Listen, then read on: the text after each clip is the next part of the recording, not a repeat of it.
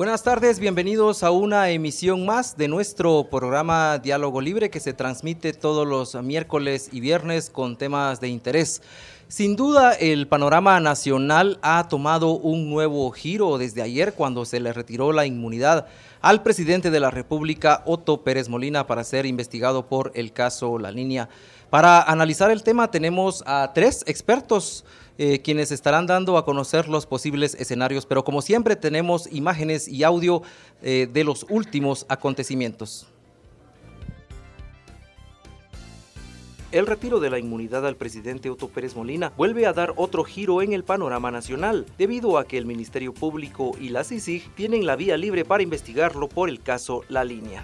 La fiscal general Telma Aldana indicó que Pérez Molina tiene orden de arraigo desde ayer por la noche para evitar que pueda escapar a otro país. Durante semanas, diferentes sectores han exigido la renuncia del mandatario, a lo cual se ha rehusado e incluso ha desacreditado las pruebas que las autoridades han presentado en su contra. Las hipótesis del por qué no renuncia Otto Pérez son varias según expertos. Algunos consideran que se aferra al cargo para ganar tiempo y borrar evidencia del caso La Línea y de otros en los que pudiera estar involucrado. Otros más atrevidos aseguran que busca un desorden social para aferrarse a acuerdos internacionales y de esta manera ser beneficiado con medidas de protección y escapar a cualquier país. Vamos a empezar el programa, vamos a presentar a nuestros invitados. Con nosotros se encuentra Claudia Samayoa de UDFEGUA y también damos la bienvenida a Helen Mack de la entidad Movimiento Pro Justicia y también al editor de Nacionales, Carlos Castañaza, a quien dejamos en el uso de la palabra. Muchas gracias, buenas tardes, bienvenidas. Alguien me decía ayer que lo que ha ocurrido tiene que ver con que estamos hartos de la corrupción. Y yo le decía que hartos de la corrupción estamos desde hace muchos años y muchos periodos.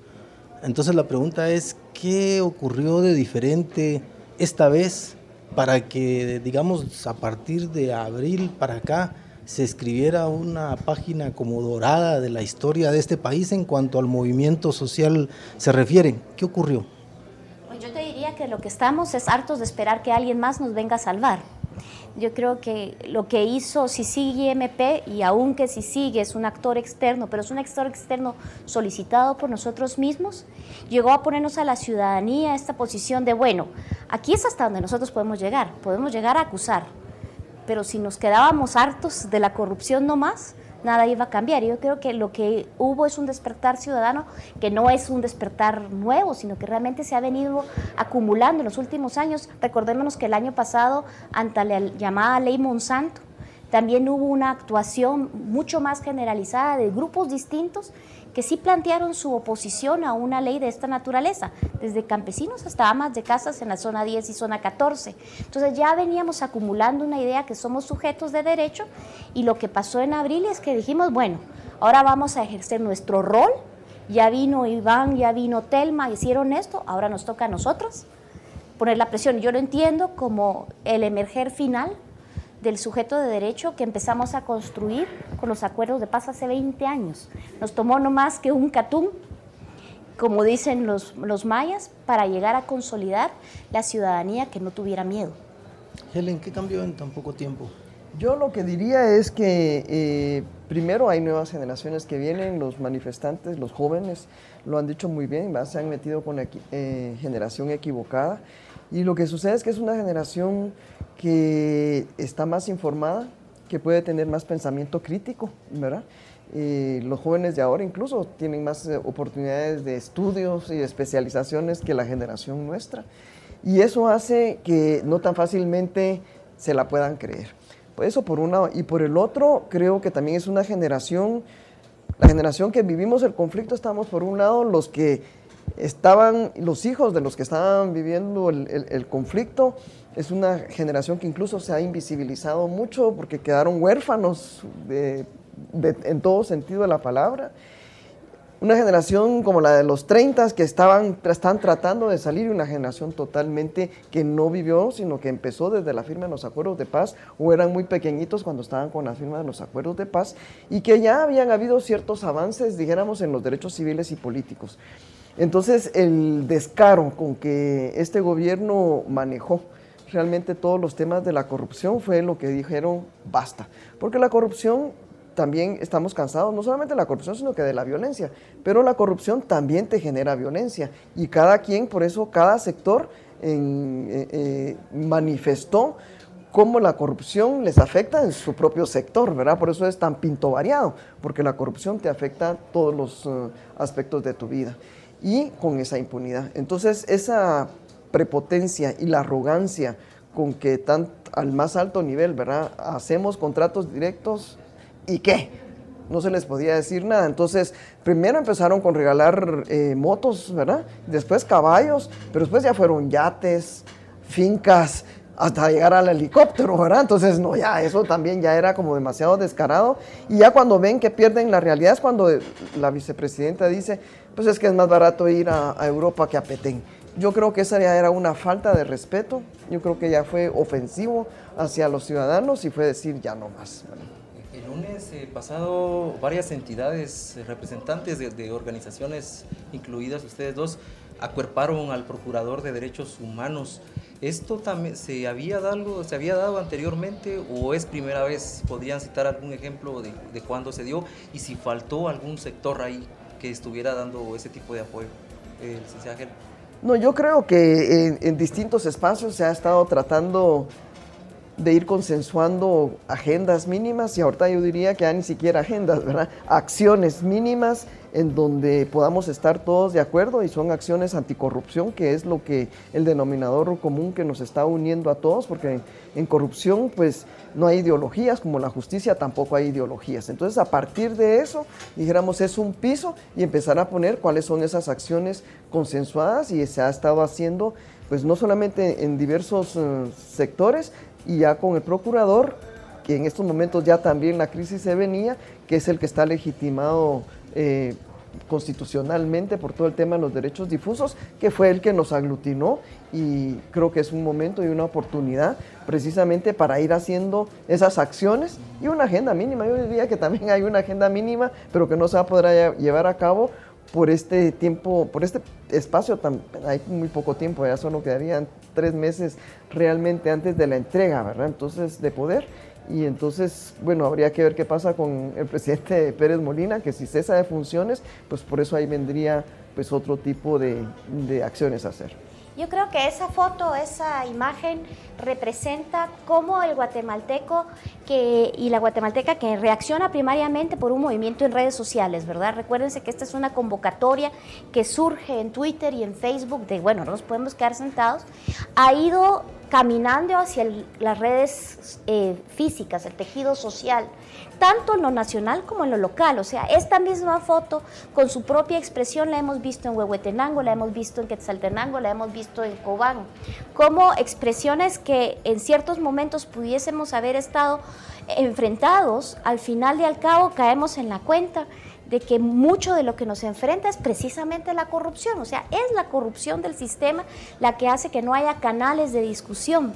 Y, por supuesto, faltan sectores y no faltan sectores. Nosotras como Convergencia somos miembros de la Asamblea Social y Popular y estaba Daniel ahí y cualquier cantidad de organizaciones, pero estaba Carlos Alvarado del Frente Nacional para la Reforma del Estado, en donde están confluyendo otra gran cantidad. Yo creo que eso es la diferencia. Hay un momento similar, ¿se acuerdan? Ante el Jueves Negro, en donde también como hay una unión, pero a diferencia de ahora, esta unión se hace en torno a una institucionalidad llamada a darle seguimiento a sus compromisos y esperamos que por eso más duradero.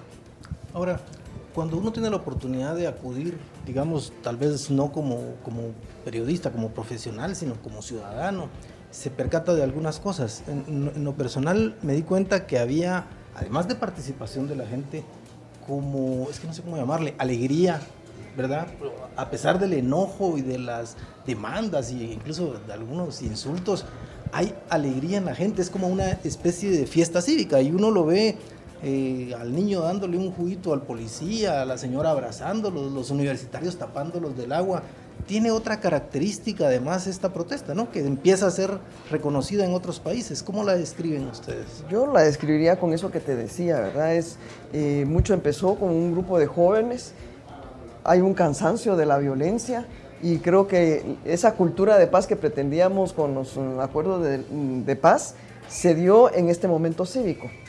Y Bueno, por ejemplo, yo desde el tema de la policía, ¿verdad? Siempre estábamos diciendo que había que cambiar la doctrina de la policía en el sentido que no debe ser represiva después de los acuerdos de paz, sino que más bien preventiva. Y no seguir la doctrina del ejército que la policía tiene propia, pero también había que cambiarle cultura a los ciudadanos. Y en este movimiento se empezó a dar cuenta, pues ya era la gente dándole la agua al policía, tapándoles un poco para que no se mojaran, porque la policía es pueblo también, ¿verdad? Si uno ve cómo está conformada la policía es pueblo, y es también darles a entender, nosotros no somos sus enemigos. Entonces yo creo que esta alegría cívica, y creo que era lo que todos queríamos, era que ya no queremos más violencia, y como te digo, la corrupción también te genera violencia. Entonces esta nueva cultura de paz, y ahí sí, yo sí quisiera hacerle un reconocimiento a todos los colectivos que ayudaron con esto, porque esa creatividad, ¿verdad?, de hagamos cadena humana, pongamos rosas blancas para separar, ya era un mecanismo de neutralizar.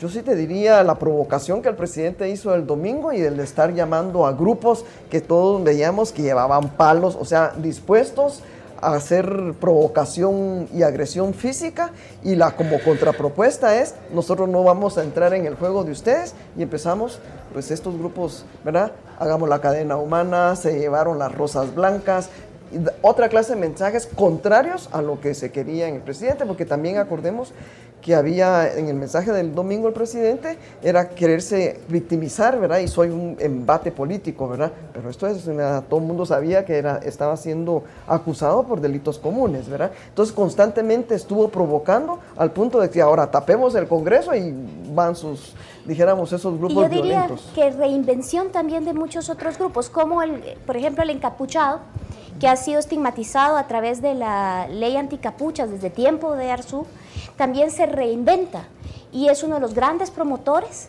de las acciones positivas hacia la policía, y eso es lo que hay que reconocer, y cómo los grupos que no supieron entender que este es el momento del cambio, como sería Joviel, Luis Lara y Neri Barrios, como también los políticos en general, no todos, pero la mayoría, pues se están quedando fuera de la historia, porque la nueva historia de Guatemala es esa, y hay chance de reinventarse. A mí eso es lo que más me gusta, y por eso es que todo el mundo está alegre, porque estamos reinventando e inventando qué es ser ciudadano y ciudadana guatemalteca, con todo y las malas palabras, las expresiones misógenas u homofóbicas que son tan comunes, pues hay ese espacio que Guatemala no había tenido, y yo diría lo que han dicho algunos, pues como el destape español, pues sí, pero y por eso es la alegría, o sea, estamos enojados, pero estamos alegres de poder trabajar juntas y juntos por primera vez en décadas.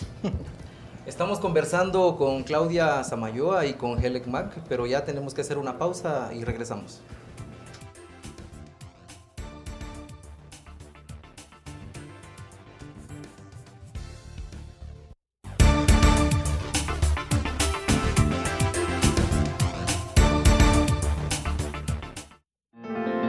Tu belleza, tu orgullo, tu tradición, tu música, tu vocación, tu participación. No hay personas pequeñas, no hay eventos que no sean de todos, porque todo hace una noticia. Después de todo, la noticia eres tú. Prensa Libre.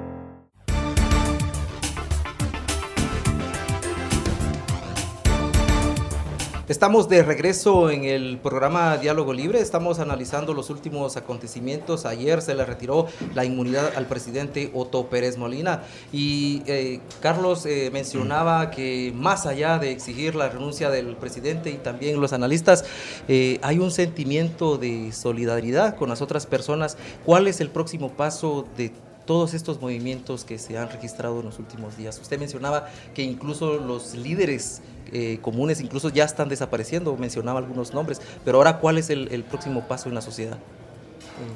Bueno, yo creo que desde el primer momento se pusieron sobre la mesa una agenda mínima, una agenda mínima antes de seguir avanzando, que no se cumplió, que también era un mensaje: estamos cansados de este sistema político corrupto, ¿verdad?, que es de los 50, ¿verdad? Ya el mismo vicepresidente, cuando toma posesión, pone como ejemplo que su presidente era Castillo Armas. Entonces eso tiene que modernizarse, ¿verdad? Y por eso se pone las reformas a la ley electoral de partidos políticos, las reformas a la de compras y contrataciones, justicia y seguridad y el tema de la ley de servicio civil.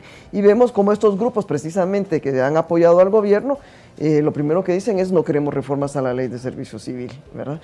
Sin embargo, en este crecimiento que ha habido en la plataforma para la reforma se ha reconocido que además de estas reformas que deben de realmente nutrirse de los grandes consensos que habían habido previos y no lo que hace el Congreso, que toma un consenso como fue la ley de reforma electoral, reforma a la ley electoral y de partidos políticos y la convierte en cualquier otra cosa. Lo que se está planteando es regresemos a esos consensos y entre esos consensos sí está la ley de desarrollo rural integral, que es de estas leyes mínimas que nos permitirían cambiar una plataforma de Estado. Y hay que decir, todas están y todas son parte de los compromisos de los acuerdos de paz. Y yo insisto, no vamos a inventarnos nada. Esto ya está diagnosticado, ya están las propuestas, ya están los consensos. Y si no tenemos esto en el tejido de nuestra ley, es porque sencillamente a lo que yo le llamo la mafia o la cleptocracia, que se ha crecido en torno del sistema, lo que ha impedido es las reformas que les quitaría espacio. Así que no la tenemos fácil, pero es que además estas son las reformas que tendríamos que empezar a construir después del 6 de septiembre y aún tenemos la discusión de qué va a pasar el 6 de septiembre. A pesar de esto, las condiciones para estas elecciones siguen siendo muy frágiles. Tenemos demasiados candidatos con procesos de antejuicio sin resolver o procesos penales abiertos o algunos con órdenes de captura y eso genera una incertidumbre porque si bien es cierto yo puedo votar por quien yo mejor quiera, la verdad es que si el listado está ya ensuciado, yo puedo votar por Juan, pero si muchos votan por Juan va a quedar María. Y María podría tener un antejuicio. Entonces, eso es lo que hace tan complicado, porque los pasos no han terminado. Entonces, para nosotras, al menos desde la UDFEU y la Convergencia, es ahorita súper importante entender que las elecciones van, porque van ya a estas alturas, no se puede hacer mayor cosa, pero lo que hay que conseguir es que sea la decisión votar o no votar, votar nulo, votar diferenciado, como quieran, reconozcamos que cualquiera de eso es el ejercicio del derecho, porque tenemos derecho de elegir, no obligación de elegir, y que lo hagamos en paz. Preocupan mucho los llamados a boicotear las elecciones en función de este disgusto. Lo que deberíamos de hacer es, bueno, tenemos este proceso, no es perfecto, pero a partir de ahí la lucha va a seguir y continuar. Ya veremos en el camino, de acuerdo a quién quede y cómo quede, si vamos a poder tener 4 años de un próximo gobierno o eventualmente se negociará lo que algún partido por ahí propone, que es efectivamente adelantar elecciones ante esta situación. Las abuelitas decían que los tiempos de Dios son perfectos, ¿verdad? Porque todo este, digamos, todo este alboroto que se armó alrededor de la corrupción, con los resultados que estamos viendo, parecen llegar a su final más o menos ahora, cuando estamos a escasas horas, ni siquiera días, yo diría que ya lo podemos contar en horas de las elecciones. Pero la pregunta es, digamos, todo ese despertar ciudadano, todo ese tomar conciencia y empoderarse de los sectores sociales, civiles, etcétera, ¿se podrá traducir a las urnas? Es decir, todas esas personas van a tener la oportunidad en una papeleta de tener un poder mucho más grande que el que han tenido en las manifestaciones. ¿Creen ustedes que habrá capacidad de trasladar eso a ítem y aprovechar esa oportunidad tan preciada que tendremos el domingo?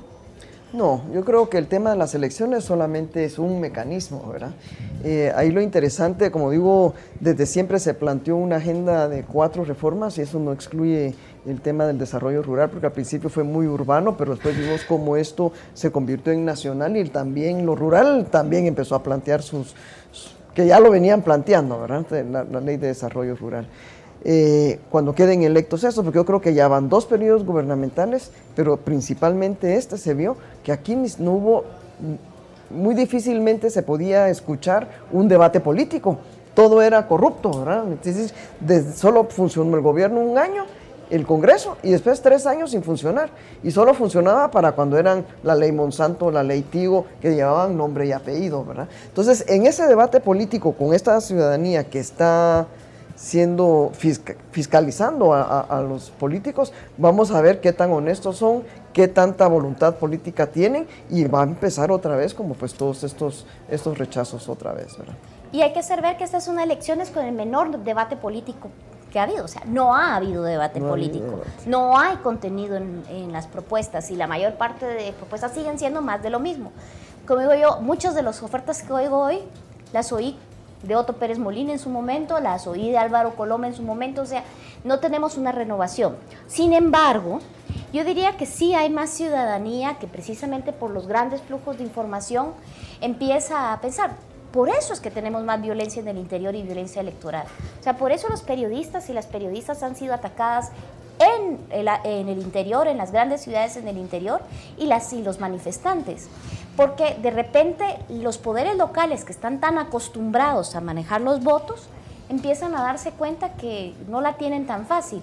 O sea, creo que si bien es cierto, ha sido violento, también es una expresión de la emergencia de una ciudadanía. No va a resolver, o sea, no tenemos el derecho a elegir. Actualmente no está garantizado. Hay un montón de problemas que venimos reiterando desde hace mucho tiempo, pero es el paso que tenemos que dar. Para mí más interesante es ser qué vamos a empezar a hacer a partir del 8 de septiembre. Bueno, quiénes son los diputados electos, los que están siendo reelectos, cómo se les conmina a que esos próximos 4 meses no sean para rascarse la panza, tan sencillo como ayer mismo entró la iniciativa de ley para el presupuesto nacional, con el déficit más alto que hemos tenido en la historia. Vamos a permitir que estos diputados o diputíteres que tienen tal nivel de compromiso vayan a dejar una deuda del tamaño que quieren dejárselo al próximo gobierno. O sea, tenemos que abordar cosas muy serias y esas son las cosas que esperamos que las elecciones nos den alguna estabilidad para que este gobierno, este Congreso, con sus 132 votos, pues continúe haciendo su función, o tenemos que estar afuera del Congreso todo el tiempo. Por ejemplo, ahorita, bueno, si a mí me lo preguntas a nivel personal, ahorita que entra la discusión del presupuesto, habría que priorizar. Yo lo primero que priorizaría sería el presupuesto de salud, que fue totalmente destartalado, la gente se está muriendo, fueron quienes pagaron el pato. Si le dan prioridad, por ejemplo, al tema de las obras municipales, que son importantes porque no quiere decir que, pero que a través de ahí se ha demostrado que es donde vienen los contratos y la corrupción del Estado, vía los gobiernos locales, otra vez se estaría afectando a la población. Y ahorita se nos viene, por toda la corrupción que hubo en el Ministerio de Salud, no se compraron vacunas, entonces viene polio, dengue, malaria para el año entrante.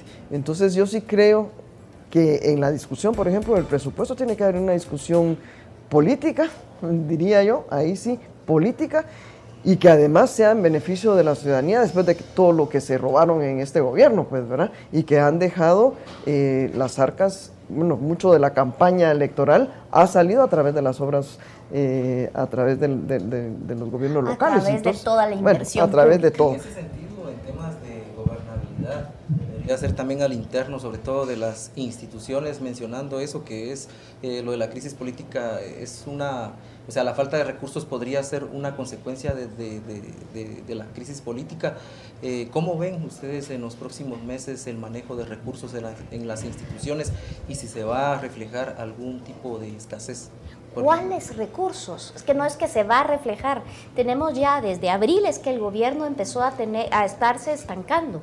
Y tú tenés bastantes ministerios y direcciones que han sido incapaces de hacer cualquier inversión, porque el Estado sencillamente ya está con un déficit.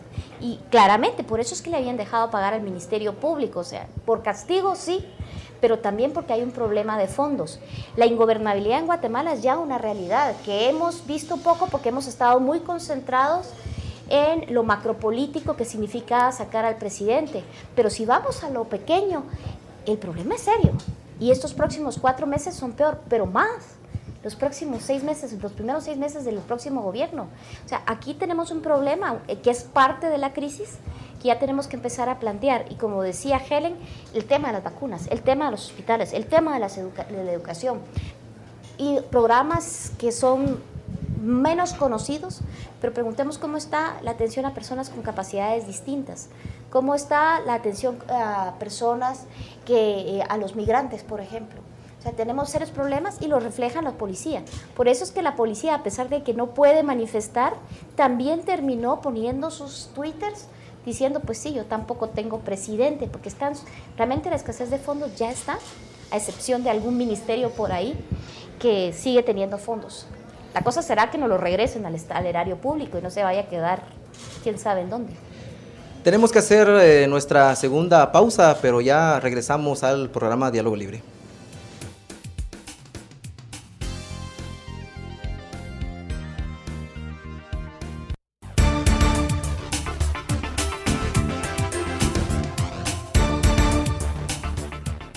Si ignoras lo que sucede en el país, nunca serás libre. Pero si realmente quieres ser libre, lee, investiga, piensa.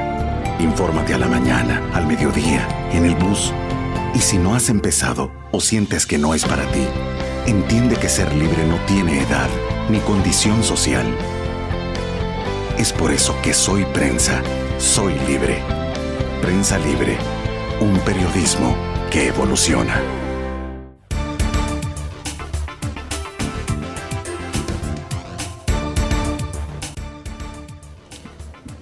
Bien, estamos por concluir esta amena charla con obviamente las conclusiones del caso. Es muy poco tiempo, de abril para acá, pero Guatemala parece haberse transformado. ¿Qué les deja a ustedes y sobre todo hacia el futuro inmediato, qué esperan que termine siendo el desarrollo de todos estos acontecimientos? Helen. Yo esperaría que la auditoría social continúe. La discusión del presupuesto es clave. No podemos seguir ejecutando un presupuesto que viene desde el 2012 y que solamente fue para favorecer precisamente la corrupción. Creo que hay una realidad que tenemos que aceptar, ya no hay más dinero y por eso se tiene que discutir las prioridades, y esa discusión yo esperaría que fuera una discusión transparente en el Congreso para todavía mantener esa auditoría social, que es lo que va a regir, dijéramos, el próximo periodo. Pero ahí es donde ya comienzan justo las negociaciones dentro del Congreso para ver cómo me favorezco yo si quedo como partido de gobierno, ¿verdad? Y empezar a hacer esas manipulaciones. Yo diría que a la ciudadanía que si bien hemos tenido una victoria que, como decimos, todavía la estamos saboreando, todavía la batalla es larga. Los colectivos que han estado convocando a eso, yo diría que todavía no bajemos la guardia hasta realmente no poner y que los políticos entiendan, ¿verdad?, que hay una agenda mínima que los guatemaltecos estamos pidiendo que se cumplan. O sea, primero felicitarnos a todos los guatemaltecos, porque yo creo que sí fue una lucha de todos los guatemaltecos y que la ganamos y ahorita la estamos saboreando, pero todavía hay un largo proceso todavía que construir. Y yo te diría que lo que vamos a tener es más y mejor democracia. Desde la perspectiva que yo veo a la ciudadanía es lo que ha emergido son defensoras y defensores de derechos humanos. Y esa es la auditoría social. Y yo lo que espero es que además de estas grandes luchas y acuerpamientos, surjan nuevos colectivos que se dediquen a auditar ya cosas más específicas y que aprendamos a escuchar y a apoyar a quien ya se especializa en X o Y tema. Porque esa es la mejor ciudadanía, esa es la mayor democracia. Porque no todas nos podemos dedicar a todos, pero sí somos más cuidadosos y escuchamos a quienes se empiezan a especializar y les apoyamos, pues entonces vamos a tener una mejor democracia. Y yo estoy segura que eso es lo que viene para adelante. A mí me ha parecido maravillosos 4 meses, porque no solo son esas las ganancias. Yo he visto emerger distintos grupos ciudadanos que salen de ahí, que se reúnen en las plazas y dicen, vamos a hacer algo. Y entonces conozco una experiencia de unas chicas que dijeron, vamos a hacer algo sobre el acoso sexual, porque viniendo a la manifestación y dentro de la manifestación hemos sido acosadas y queremos cambiar eso. Ya eso. O sea, ya esas pequeñas iniciativas son más y mejor democracia para Guatemala. Guatemala, como dijo alguien, pasamos a ser Guatebuena. Alguien en Colombia lo decía porque le hicimos caso a Iván Velázquez y ahí cierto presidente no lo quiso hacer. Bueno, damos las gracias a nuestros invitados y también a Carlos por habernos acompañado en este programa de Diálogo Libre. Siempre les recuerdo que a las 5 de la tarde tenemos nuestro resumen de noticias y a las 7 de la noche tenemos el noticiero estelar Prensa Libre Hoy con lo más importante en el plano nacional e internacional. Pase feliz tarde.